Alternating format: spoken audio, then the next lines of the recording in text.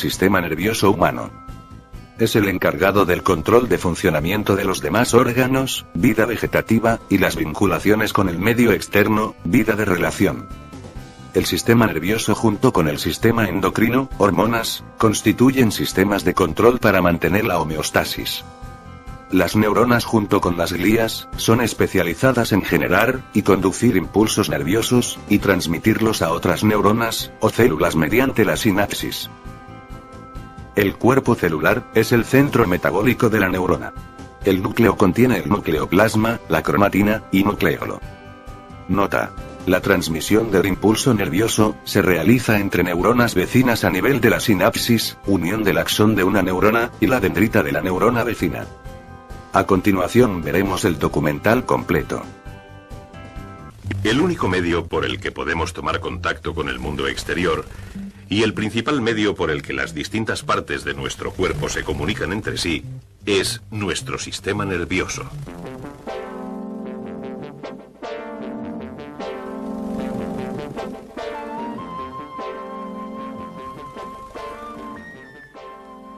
Los colores, sonidos y olores, las formas y texturas que configuran nuestro mundo, no existirían para nosotros sin los billones de células que constituyen nuestro sistema nervioso. Nuestro sistema nervioso responde a los estímulos del mundo exterior, de forma que nos permite ser conscientes de nuestro entorno. Los músculos que nos mueven no responderían a nuestros pensamientos si el sistema nervioso no enviara impulsos desde nuestro cerebro. Nuestro sistema nervioso opera en el funcionamiento de músculos y glándulas que realizan su trabajo sin nuestro control consciente, como los músculos que hacen latir nuestro corazón, o los que agitan la comida en nuestro estómago, o las glándulas que segregan los jugos gástricos. Nuestro sistema nervioso ayuda a las diferentes partes de nuestro cuerpo a trabajar juntas en una tarea unificada. Con el fin de facilitar el estudio del complicadísimo funcionamiento del sistema nervioso, se le considera dividido en 3 subsistemas. El encéfalo y la médula espinal forman lo que podemos llamar el sistema nervioso central. Es como una especie de centro de control que recibe las señales, decide cómo responder a ellas y envía nuevas señales a las diferentes partes del cuerpo donde deben producirse las respuestas adecuadas. Los nervios que parten del encéfalo y la médula espinal forman el llamado sistema nervioso periférico. Consiste en una red de nervios que se extienden a todas las distintas partes de nuestro cuerpo. Estos nervios nos posibilitan el contacto con el mundo exterior y nos ayudan a movernos en él. Y el tercer subsistema es el sistema nervioso autónomo. Es la parte del sistema nervioso que transporta las señales hasta los músculos y glándulas que operan sin que tengamos que pensar en ellos. Todos estos subsistemas están íntimamente integrados estructural y funcionalmente. El sistema nervioso es una unidad que opera realizando complejas tareas. Como todas las demás partes de nuestro cuerpo, el sistema nervioso se compone de células vivas.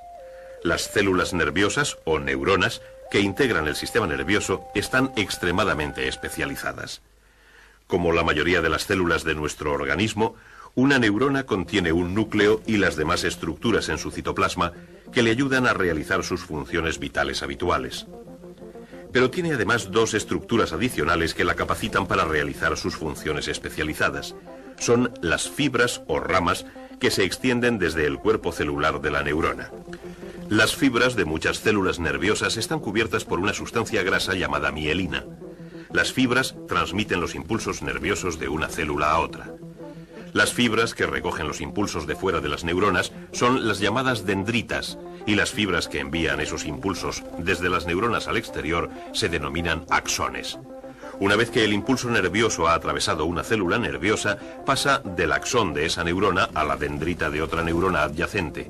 Los impulsos nunca viajan en sentido opuesto. Si los axones o las dendritas de una célula nerviosa se dañan, pueden regenerarse. Pero la célula nerviosa en sí es tan especializada que ha perdido la capacidad de reproducirse. Una vez que el cuerpo celular muere, ninguna otra célula nerviosa, ninguna otra neurona ocupará su lugar. El cuerpo celular de una neurona tiene un tamaño microscópico, apenas unas milésimas de milímetro de diámetro. Sus dendritas y axones tienen igualmente un diámetro microscópico. Pero hay una enorme variedad en la longitud de estas estructuras, de unas milésimas de milímetro a cerca de 1 metro. Las fibras de algunas neuronas de la médula espinal se extienden hasta los dedos del pie. Tienen cerca de 1 metro de longitud. Las neuronas realizan su función especializada transmitiendo los impulsos nerviosos a lo largo de esas fibras.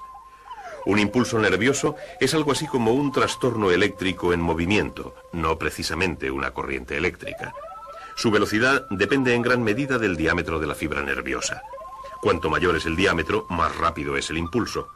La velocidad máxima de transmisión de un impulso es de unos 130 metros por segundo, unos 460 kilómetros por hora. La velocidad mínima de transmisión es quizá de 1,5 kilómetros por hora. La velocidad parece estar relacionada también con el revestimiento graso de mielina de las fibras. Los impulsos se transmiten 10 o 20 veces más rápidamente en las fibras nerviosas que poseen esta cubierta que en las que no la tienen. El cómo se transmiten los impulsos a través de las fibras nerviosas todavía no se comprende muy bien, pero parece que funciona más o menos así. Normalmente la carga eléctrica en el fluido exterior a la membrana de una fibra nerviosa es más positiva que la carga en el fluido interior.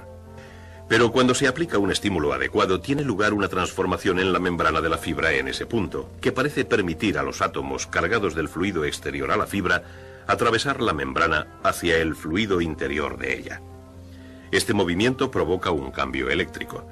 El interior de la fibra se hace más positivo en su carga que el exterior durante aproximadamente 1 milésima de segundo, porque los átomos refluyen de nuevo a través de la membrana al exterior de la fibra nerviosa. Pero esa brevísima inversión de carga ha afectado a ese punto de la superficie de la membrana, y otra corriente de átomos cargados fluye desde el exterior hacia el interior y hacia el exterior una vez más. Este flujo provoca un cambio de carga similar en el área contigua, y este a su vez afecta al área adyacente y así sucesivamente. Este ciclo continuo de cambios eléctricos es lo que llamamos impulso. El impulso recorre la célula nerviosa. Para que un impulso se traslade de una célula nerviosa a otra, el proceso es diferente. El impulso debe pasar del extremo ramificado del axón de una neurona a la dendrita de la siguiente. Esta zona, donde el axón y la dendrita se unen, se llama sinapsis. Pero en realidad los axones y las dendritas no entran en contacto directo.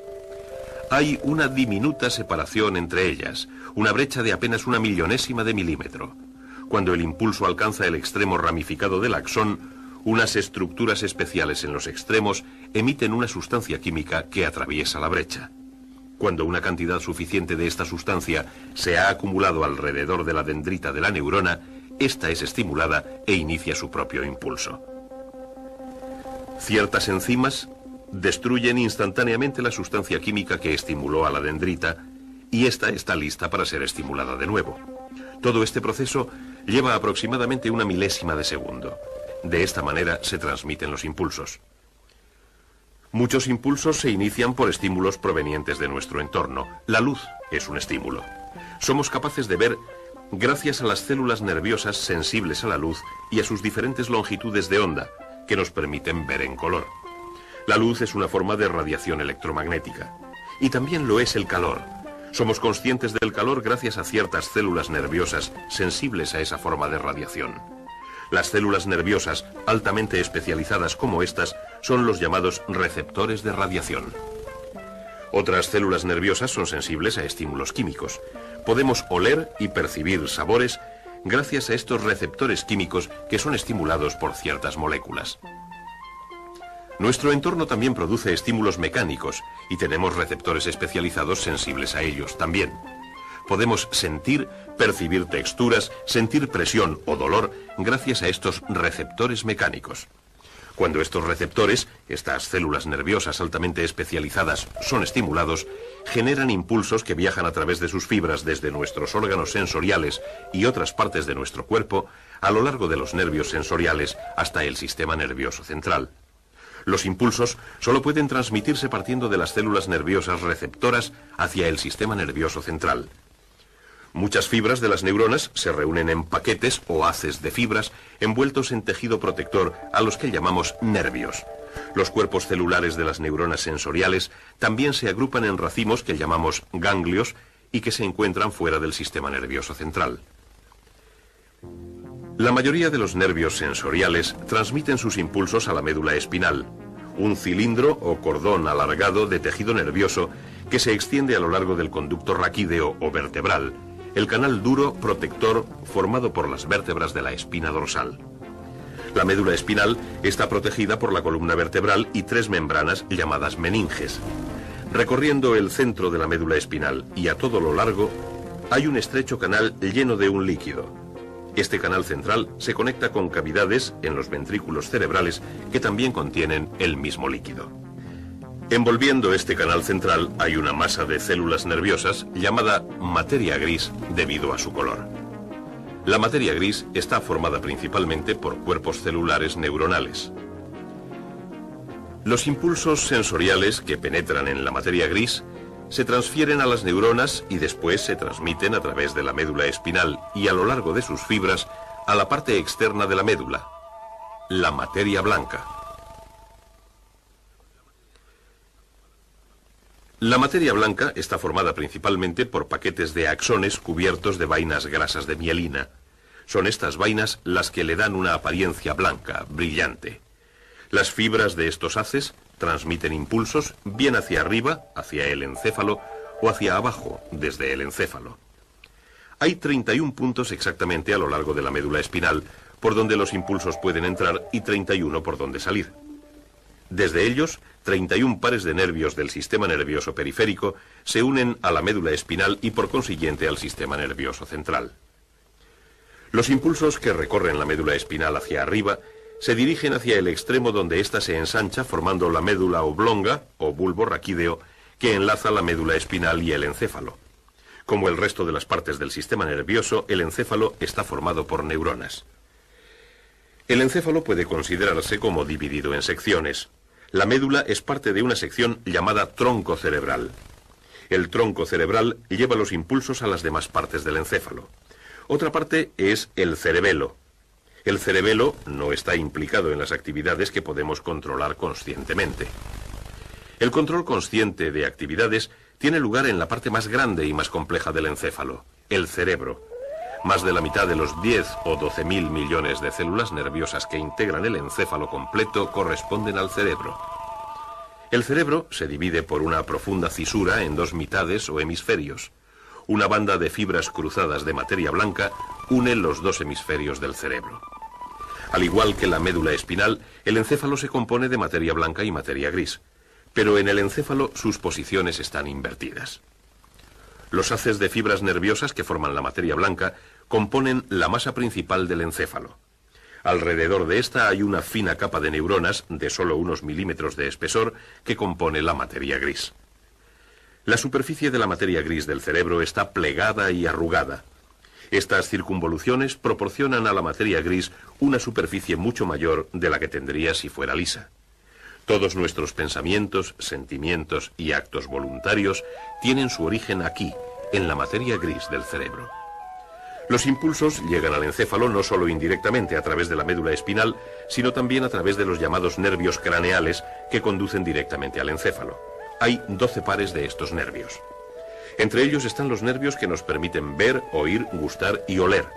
Sus células receptoras son parte de nuestros órganos sensoriales, y así los impulsos del sistema nervioso periférico alcanzan nuestro encéfalo. El encéfalo es el centro de control de casi todas las actividades de nuestro cuerpo. Las neuronas que componen su delicado tejido están protegidas por las mismas 3 membranas que protegen nuestra médula espinal, las meninges, y por los huesos del cráneo. En el encéfalo, las señales que llegan son registradas y evaluadas. Aquí se toman las decisiones de qué respuestas dar a estos impulsos de llegada. Las células receptoras del ojo pueden informar a nuestro encéfalo, por ejemplo, de que hay una cascada en cierta dirección, a cierta distancia. Podemos sentir que es algo atractivo y desear caminar hacia ella. Estas decisiones son tomadas en el encéfalo. Las células receptoras de nuestra piel informan a nuestro encéfalo de que el agua que entra en nuestra boca está fría. El placer que podemos sentir se origina en el encéfalo y quizá nos haga sonreír. Si una gota de agua resbala por nuestra barbilla, las células receptoras de la piel envían impulsos a nuestro encéfalo, donde el mensaje es interpretado y se decide si hacer algo al respecto y cómo hacerlo. Hasta ahora hemos seguido únicamente el recorrido de los impulsos hacia el encéfalo desde el sistema nervioso periférico. Estos impulsos nos han hecho conscientes de sucesos y objetos de nuestro entorno. Pero para realizar nuestras decisiones, ciertos impulsos deben salir de nuestro encéfalo para poner en funcionamiento los músculos que nos permiten caminar, sonreír o enjugarnos la barbilla. Los impulsos originados en las células del encéfalo se transmiten desde el sistema nervioso central a las neuronas motoras, que son las responsables de los movimientos o acciones que realizan las partes de nuestro cuerpo a las que se dirigen los impulsos. Cuando decidimos hacer algo, los impulsos viajan desde el encéfalo a través de la médula espinal y hacia el exterior a través de uno o más de los 31 puntos que conectan la médula espinal con los nervios motores del sistema nervioso periférico. Trasladándose de neurona en neurona, de axones a dendritas, un impulso enviado a un músculo llega finalmente al lugar donde el axón de una neurona penetra en un músculo. En ese momento no hay otra neurona a la que la célula nerviosa pueda transmitir su impulso, sino que ahora los extremos ramificados del axón están casi en contacto con una zona muscular especializada. Hay una brecha similar a la sinapsis entre el axón y el músculo. Entonces, las estructuras especiales en el extremo de las ramificaciones del axón liberan una sustancia química. Esta atraviesa la diminuta brecha y el impulso se transmite al músculo. Las fibras musculares se contraen. Los impulsos enviados de este modo llegan a coordinar simultáneamente la contracción y relajación de los músculos que nos permiten caminar, sonreír o enjugarnos la barbilla. Y las señales enviadas de vuelta a nuestro encéfalo a través de las células sensoriales lo mantienen informado de todas estas actividades. Nuestro encéfalo controla constantemente todo lo que hace nuestro cuerpo, incluso aunque no seamos conscientes de ello. Ni siquiera somos conscientes de cómo hemos hecho trabajar a nuestros músculos en coordinación para poder mover las piernas o los músculos de la cara o los de la mano para dirigirla exactamente al lugar de la barbilla que queríamos.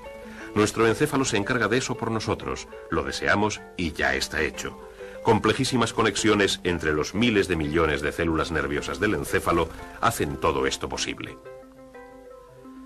Algunos movimientos tienen lugar incluso antes de que seamos conscientes de ellos. Tocar un objeto punzante puede provocar esto. Para producir esta rápida reacción, los impulsos siguen una especie de atajo llamado arco reflejo. El objeto punzante produce un estímulo en las células receptoras sensoriales. El impulso sigue su curso natural a través de las células nerviosas sensoriales, dendritas dentro, axones fuera, hasta la médula espinal.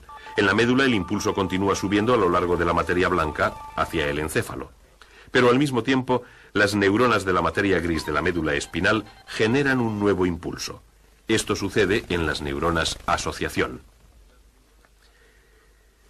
Las neuronas asociación pueden transmitir impulsos desde las neuronas sensoriales directamente a las neuronas motoras sin pasar por el encéfalo. De esta manera, mientras el impulso que informará al encéfalo del objeto punzante doloroso asciende rápidamente por la médula espinal, otro impulso viaja en otra dirección a lo largo de una senda motora hacia los músculos del dedo, la mano y el brazo. E incluso antes de que seamos conscientes del peligro que representa un objeto punzante, los músculos han retirado el dedo. Una fracción de segundo más tarde se puede sentir el dolor, pero el peligro ya ha pasado.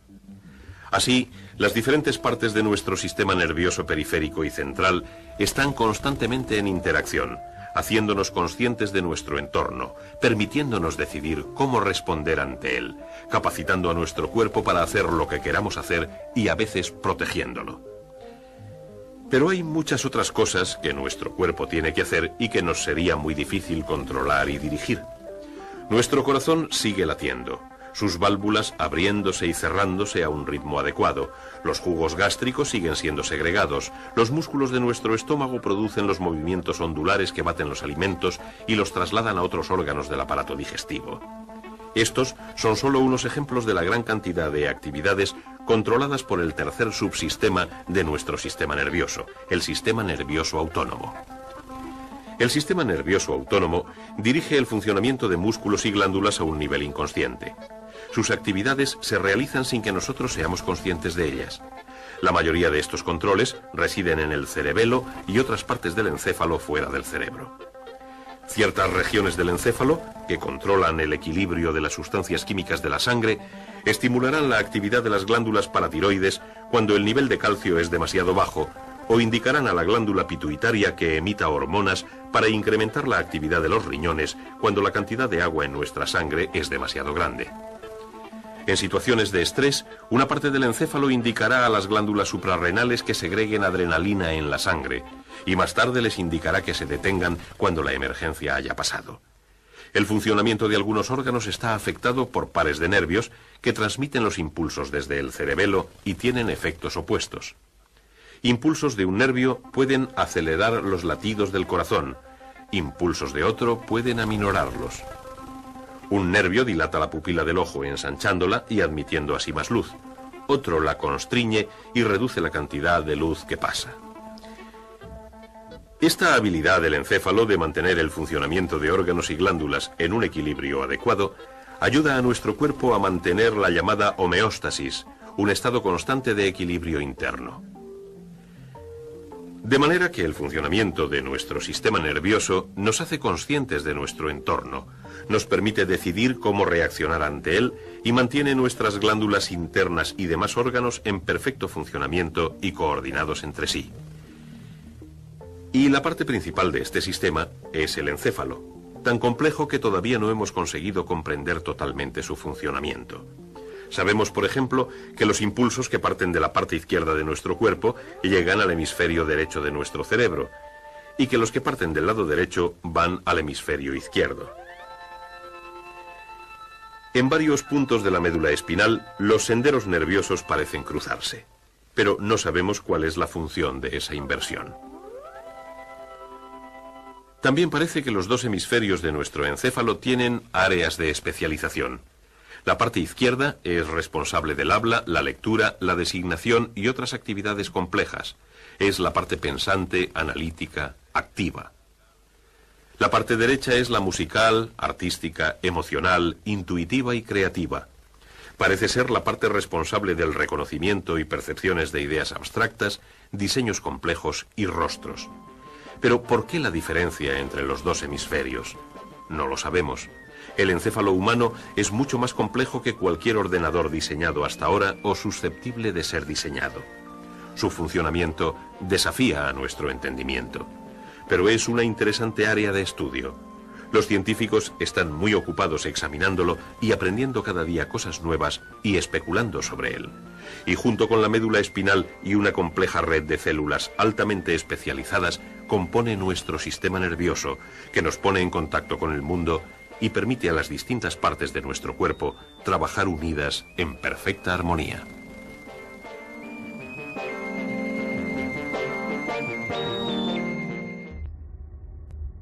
Que la capacitan para realizar sus funciones especializadas. Son las fibras o ramas que se extienden desde el cuerpo celular de la neurona. Las fibras de muchas células nerviosas están cubiertas por una sustancia grasa llamada mielina. Las fibras transmiten los impulsos nerviosos de una célula a otra. Las fibras que recogen los impulsos de fuera de las neuronas son las llamadas dendritas, y las fibras que envían esos impulsos desde las neuronas al exterior se denominan axones. Una vez que el impulso nervioso ha atravesado una célula nerviosa, pasa del axón de esa neurona a la dendrita de otra neurona adyacente. Los impulsos nunca viajan en sentido opuesto. Si los axones o las dendritas de una célula nerviosa se dañan, pueden regenerarse. Pero la célula nerviosa en sí es tan especializada que ha perdido la capacidad de reproducirse. Una vez que el cuerpo celular muere, ninguna otra célula... El documental completo. El único medio por el que podemos tomar contacto con el mundo exterior y el principal medio por el que las distintas partes de nuestro cuerpo se comunican entre sí es nuestro sistema nervioso.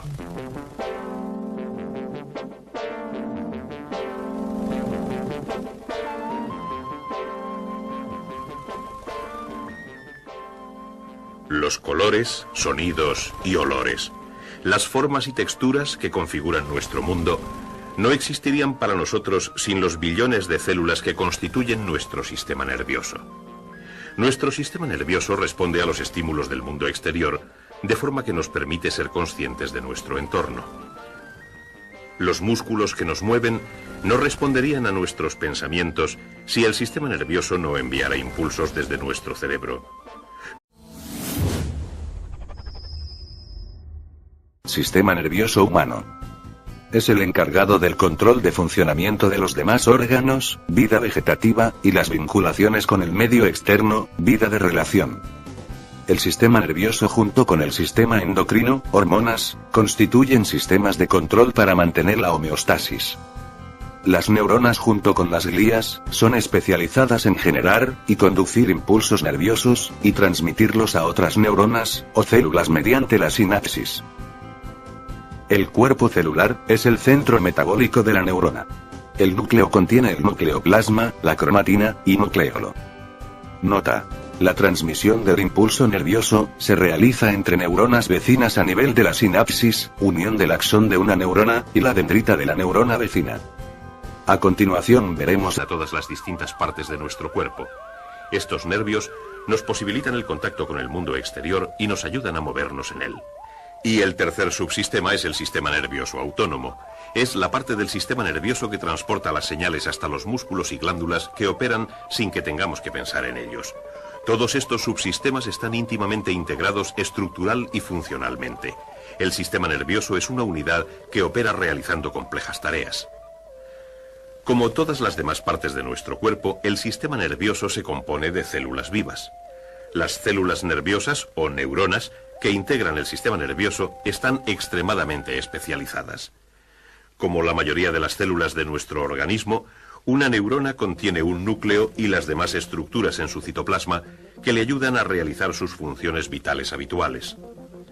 Pero tiene además dos estructuras adicionales. Nuestro sistema nervioso opera en el funcionamiento de músculos y glándulas que realizan su trabajo sin nuestro control consciente, como los músculos que hacen latir nuestro corazón, o los que agitan la comida en nuestro estómago, o las glándulas que segregan los jugos gástricos.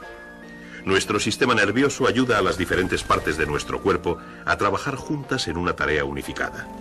Con el fin de facilitar el estudio del complicadísimo funcionamiento del sistema nervioso, se le considera dividido en tres subsistemas.